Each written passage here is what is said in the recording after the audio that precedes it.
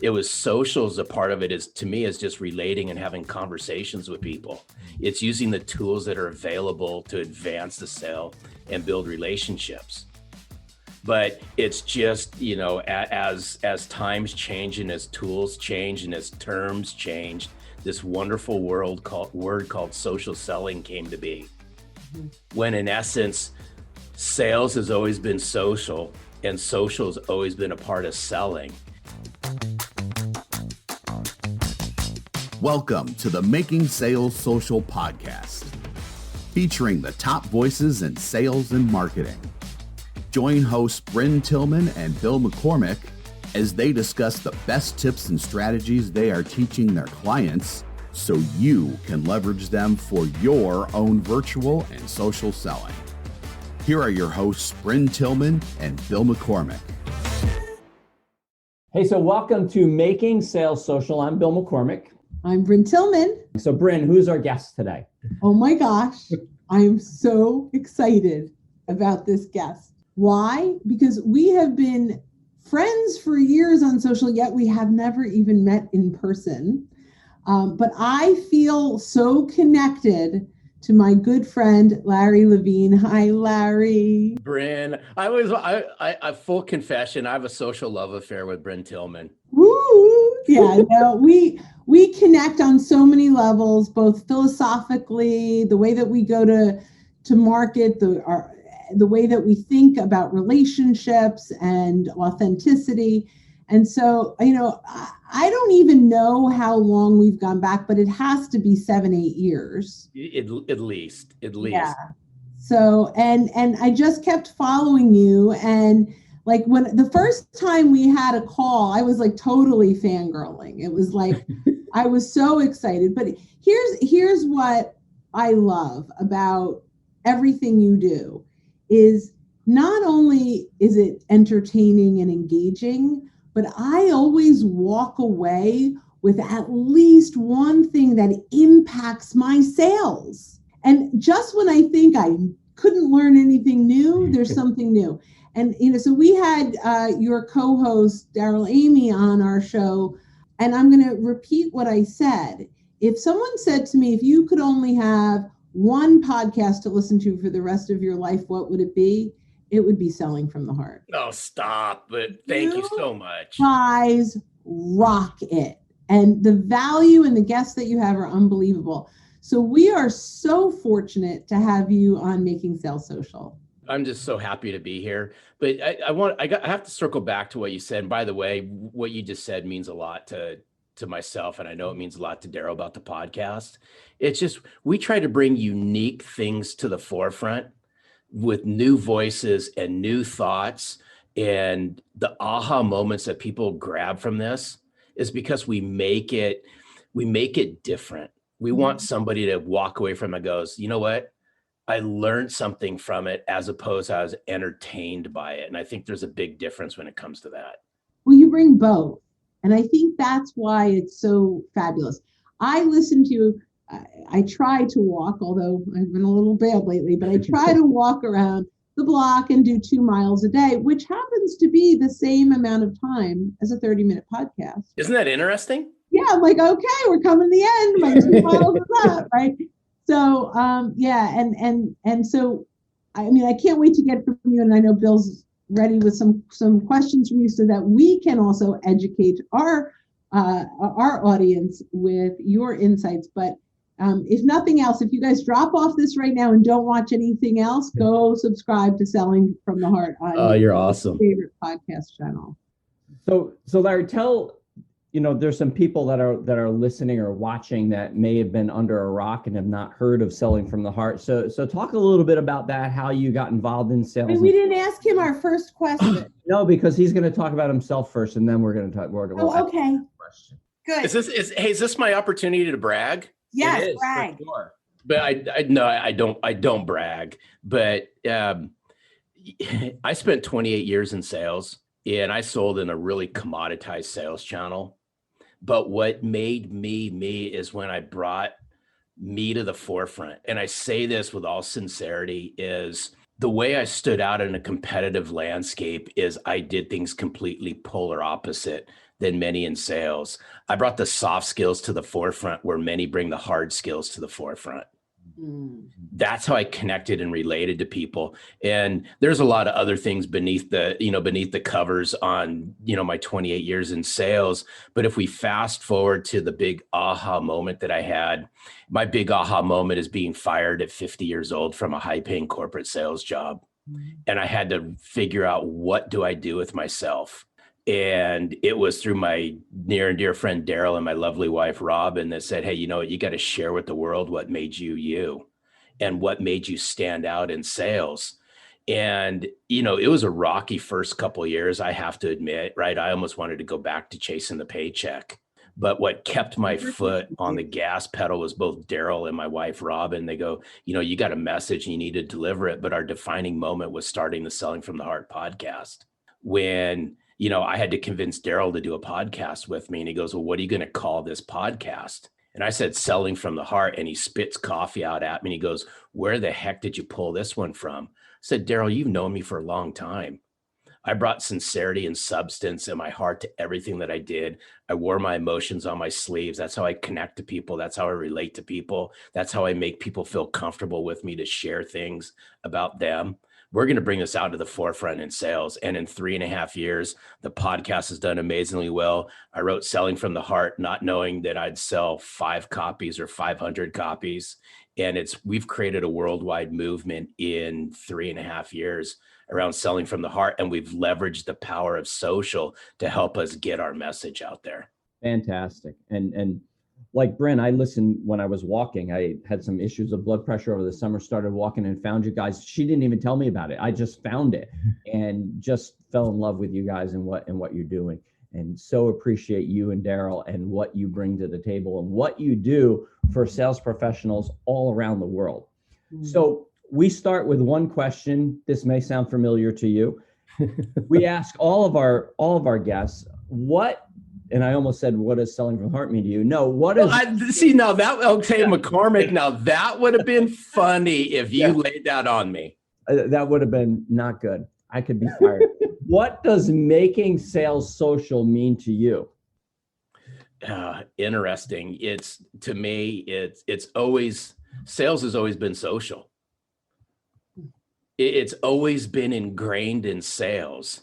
So, I've said numerous times, I was using social in sales back in, I'm going to date myself. So back in the late 80s, that's just what it was. I didn't know it was social selling. It was just, we were selling.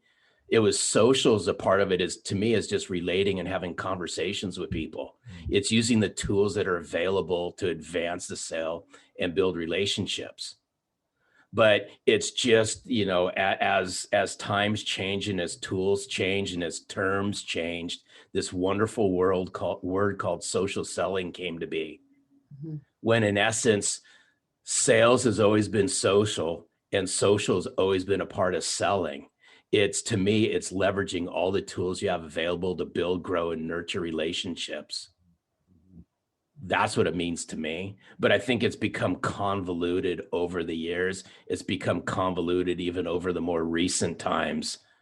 Because if you asked 5 different people the term, if you asked that question and you really squeezed it down and said, what is social selling? You're going to get 5 different, completely polar opposite answers. And we do on a weekly basis. Yeah. Yeah, no doubt.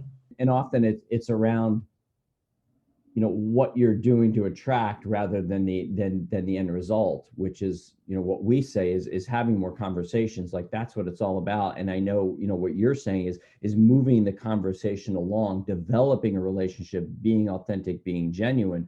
But to so many, when you talk social selling, it's, well, I put something out on LinkedIn and nothing happened, or I sent an email. I sent 5,000 emails and only 3 people opened them up, and I didn't get it. Oh, that doesn't work. Mm-hmm. So that that's what we get a lot from people when they're talking about the meanings. But I like what you said. And so tell me. So you do sales training for companies, right? I mean, that's what you're doing now. when you're talking with a company, you're talking to reps specifically, and you're talking about like the top of their pipeline, what are some of the things you're telling them to do to bring people into the top of their pipeline? I'm going to share something that you said, and I'm going to bring it right in and answer that question. Is you talked about conversation. Mm-hmm. And I believe that where many salespeople struggle at is with conversational competence. How do I open up conversations? Because I will ask salespeople. Now, I don't care if these salespeople are early on in their career or late in their career. I'll ask them this question: what's the hardest part of your job? What's the hardest thing that you do? What's the thing that you get the most uncomfortable in doing?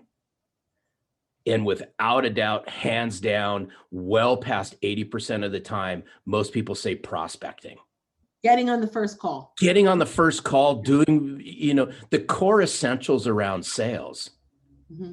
Well, I look back on this and I said, okay, well, if that's the thing that you struggle with the most, then I think you're going to struggle in sales, period. Because in order to effectively prospect, you must effectively open up conversations with people. Correct.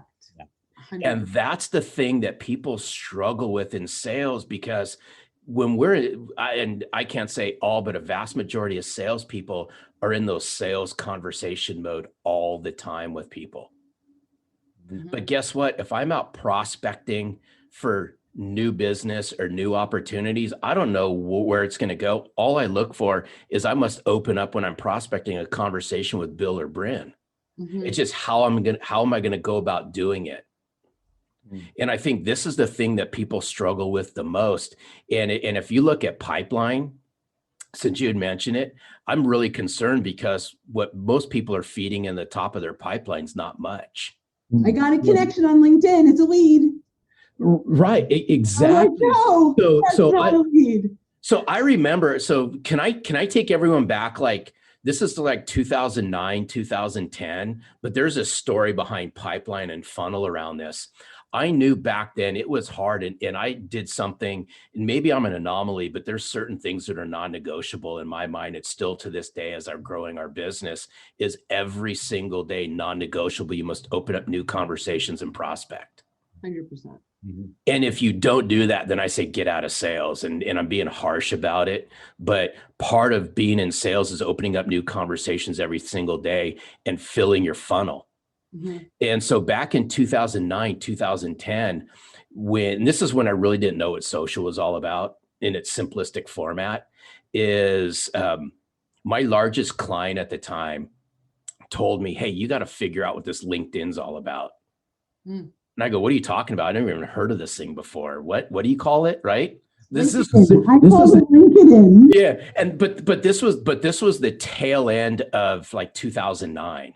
So you were late. I was late to the party a little bit. Yeah. So January 2010 is when I joined, and my client became my first connection. And right then and there, I started to see the power behind this. I reverse engineered this whole thing when it came to prospecting. Mm-hmm. I just looked at this as a one big conversation starter. Mm-hmm. And I knew that if people were hiding behind voicemail and people were hiding behind email and so forth, that I have just been given the keys to the kingdom to people that have been blowing me off. Mm-hmm. So this was the mentality that I took in starting conversations, is I knew that if Bryn and Bill were blowing me off, in other words, they weren't responding to my 25 emails and the 1,000 voicemails that I'd left them. Mm-hmm. I knew that if I asked them to connect with, meeting, and I gave them a reason to invite them into my network, and if Bryn or Bill said yes, I was 50% there mentally, mm-hmm. that I was going to have a conversation with them. And it wasn't up to Bill or Bryn, because at that point, Bill or Bryn doesn't really know me, doesn't even like me, doesn't even trust me. I just said something that caused them to accept a connection request on LinkedIn. The other half of this was the proactive way that I went about earning the right to have a conversation with Bryn and Bill. Mm-hmm. And it was that simple. Mm-hmm. But then is magic. That to us is so important. Just because they connect does not allow you to pitch. you have to suck them in with value and build a relationship before you can ever ask for something.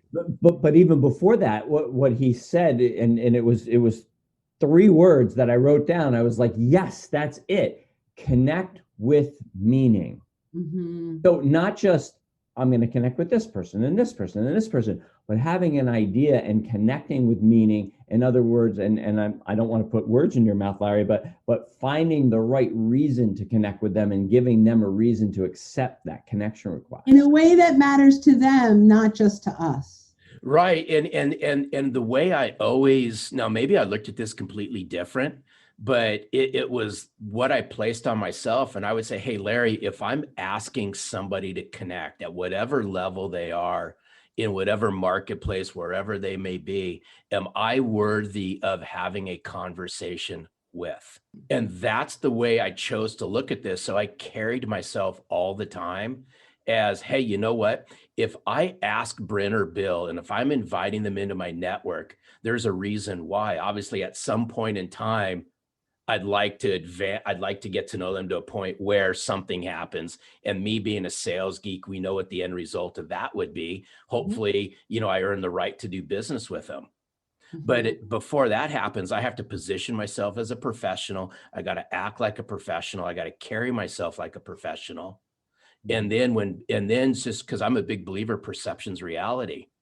Mm-hmm. And so now I have to go, okay, so Bryn and Bill just got this invite, right? Who is this guy who just asked me to connect, right?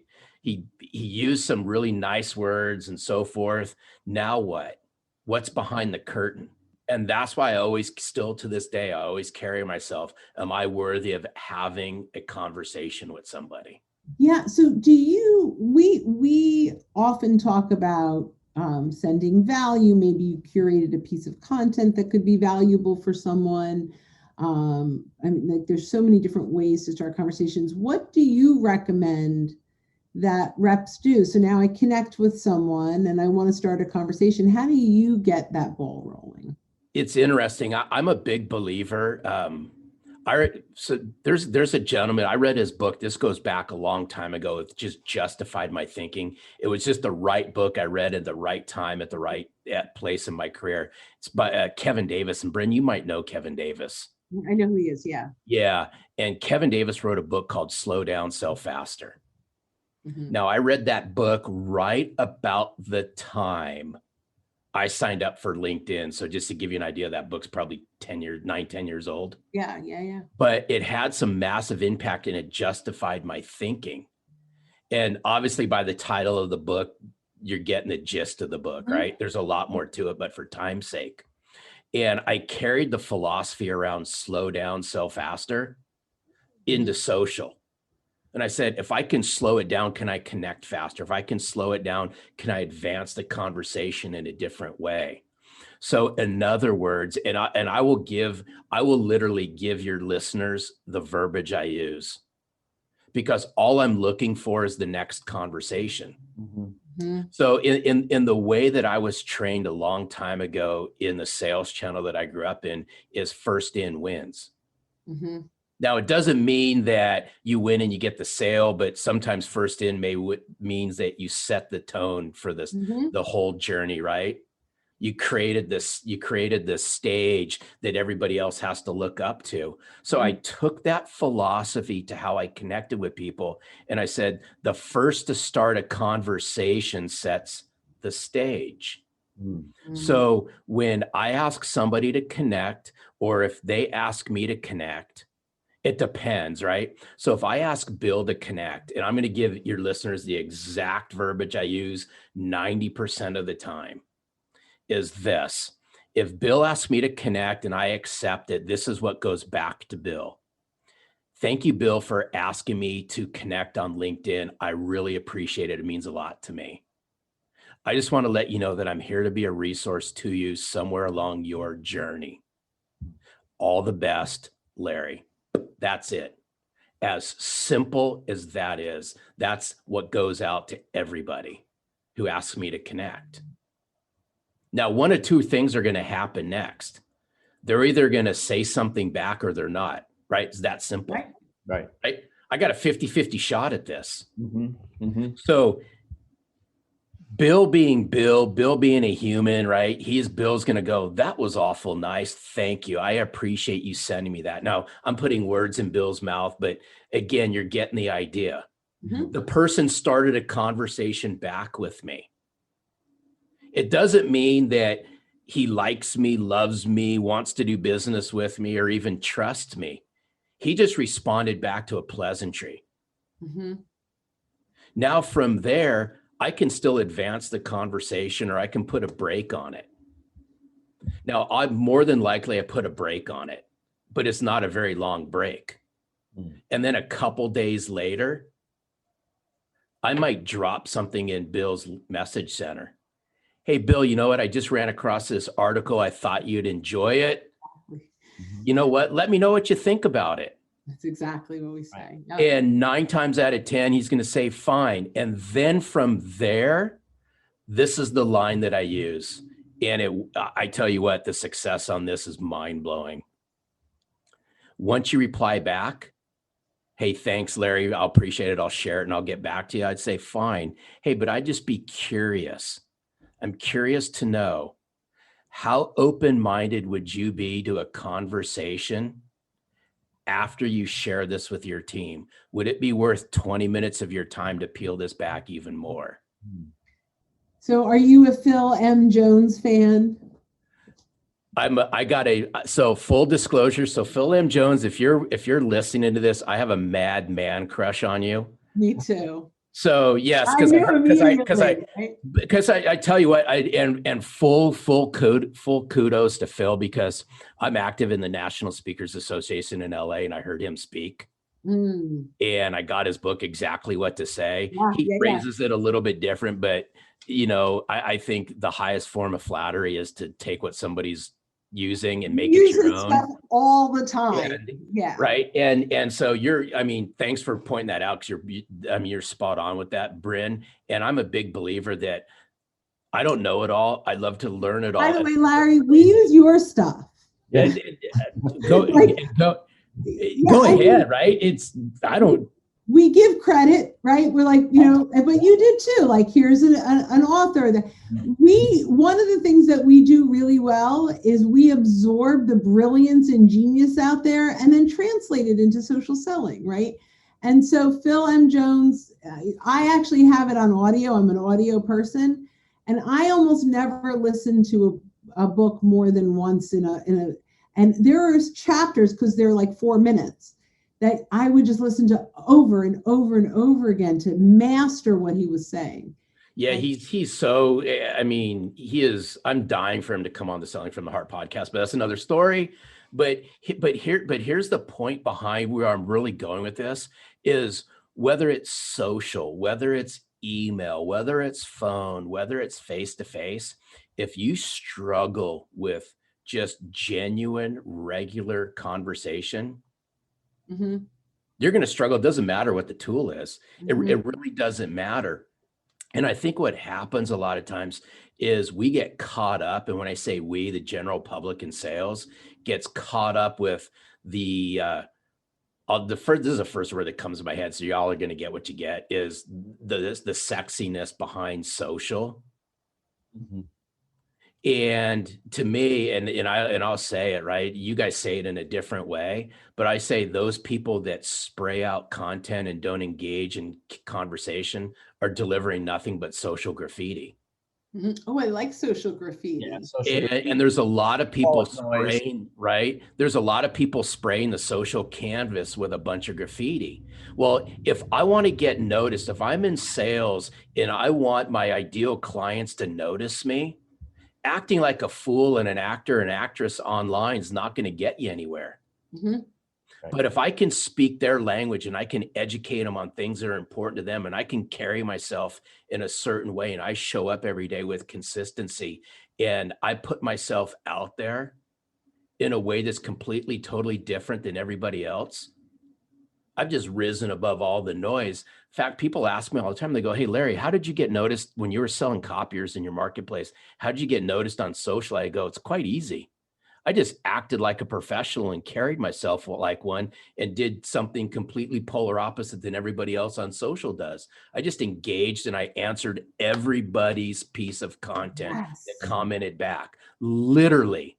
I don't care how long it takes them to go, no, there's no way you don't do that. And I said, yes, I do. The fastest way to build an audience is engage and comment on everything they do. No rhyme, no reason, no excuse, right? Because if you can't comment on the stuff that you put out there, then don't put it out there. Yeah.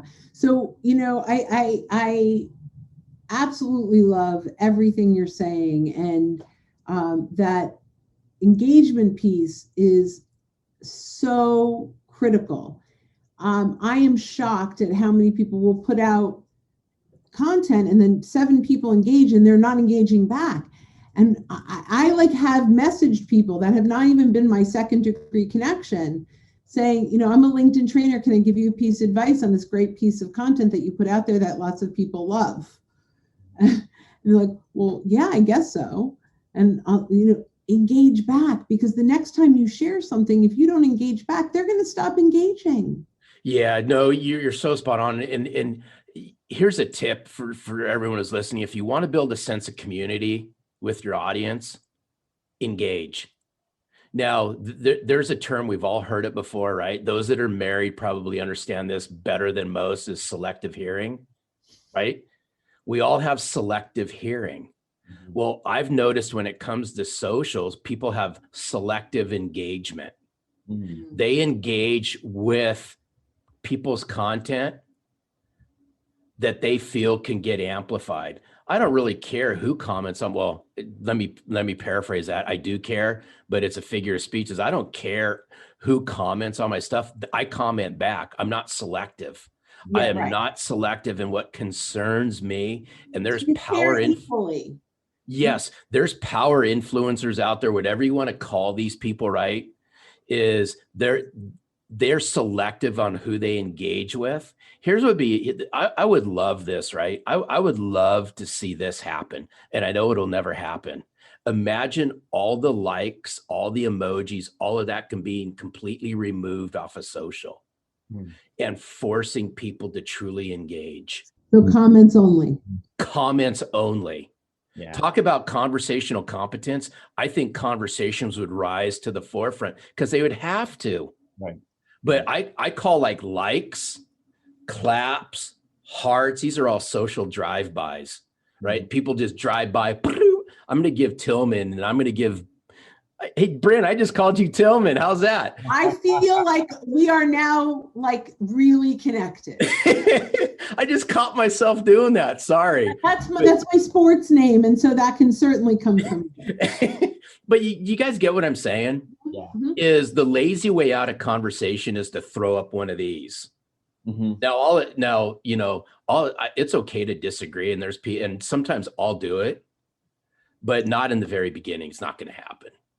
Yeah. And so one of the things you said, so people, and Bill kind of mentions too, I post a couple things on LinkedIn, nobody engages, it's not working.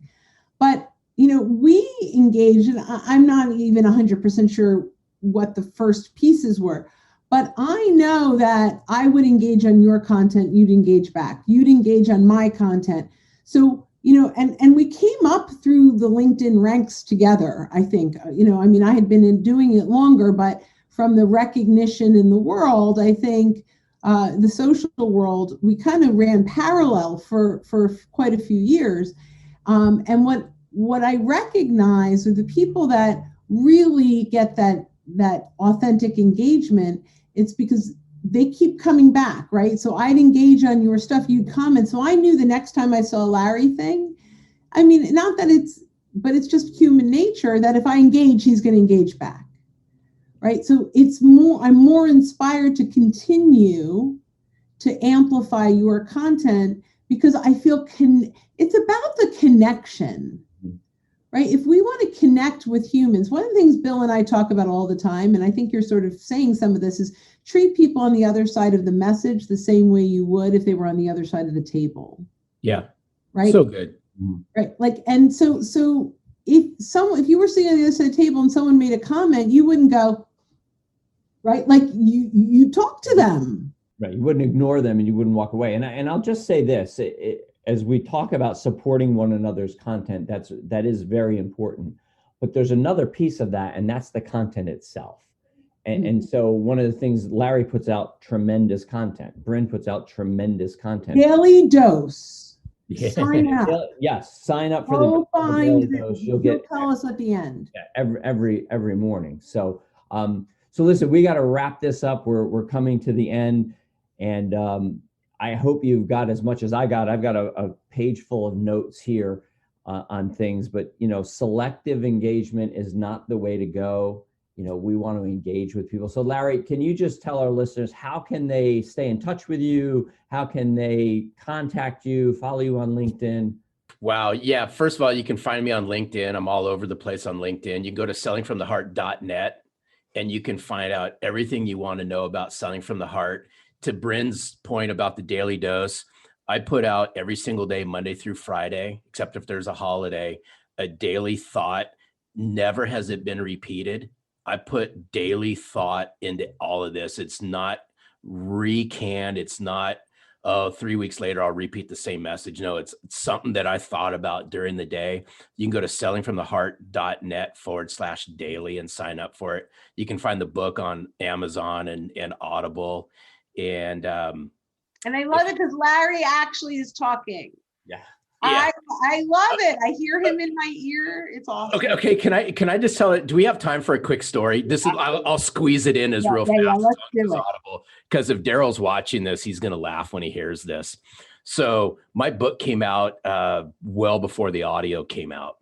And Daryl kept pushing me.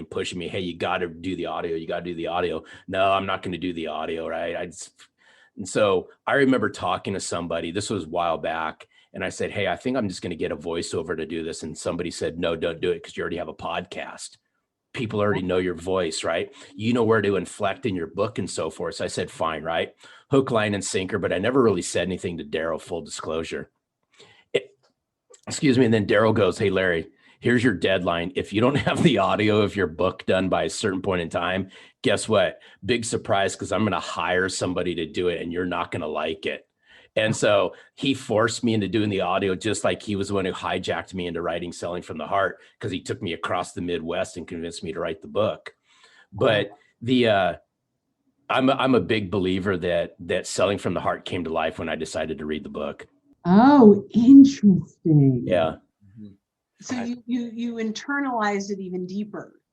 Yeah. And what was really interesting is I wish I could take the outtakes, because the outtakes are like R-rated outtakes, but nevertheless, is I would start reading it and I would start laughing because I knew what was coming next. Mm-hmm. Wow. Yeah. So good. Well, so listen, Larry, thank you so much for being here, for supporting us, and for what you have given to the sales professional community at large. We really appreciate you sharing your thoughts with what it takes to make sales social. So for our audience, thanks so much for spending time with us. Thanks for listening, and join us again for more special guest instructors bringing you marketing, sales training, and social selling strategies that will set you apart. Don't forget to subscribe to get the latest episodes from the Making Sales Social podcast. Leave a review down below. Tell us what you think, what you learned, and what you want to hear from us next. You can also listen to us on Apple Podcasts, Spotify, Stitcher, and Google Play. Visit our website, socialsaleslink.com, for more information.